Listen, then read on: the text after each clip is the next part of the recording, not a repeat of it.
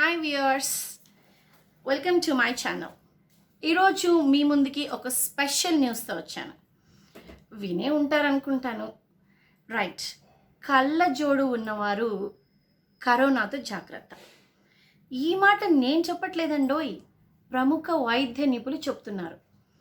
సాధారణంగా మనము బయటికి వెళ్ళేటప్పుడు చాలా జాగ్రత్తలు తీసుకుంటాం.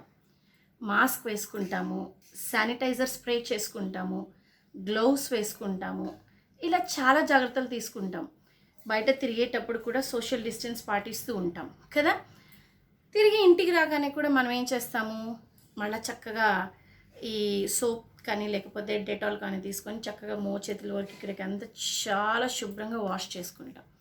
సో అప్పటికి మన ఫీలింగ్ ఏంటంటే వీఆర్ ఫ్రీ ఫ్రమ్ వైరస్ అనుకుంటాం కదా. మాకి చాలా క్లీన్గా మేము పెట్టుకున్నాం కాబట్టి so we are free from virus. But ఇక్కడే ఉందండి ట్విస్ట్. ఏంటో తెలుసా, మన కళ్ళజోడు పైన వైరస్ 9 రోజుల పాటు ఉంటుందట.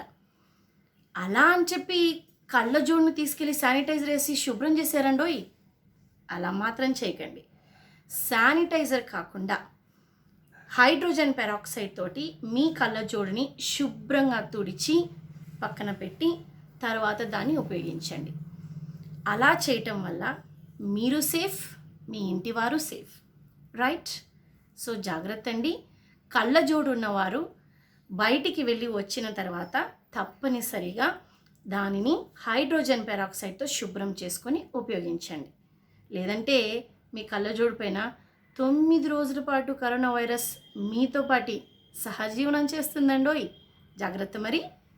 Thank you.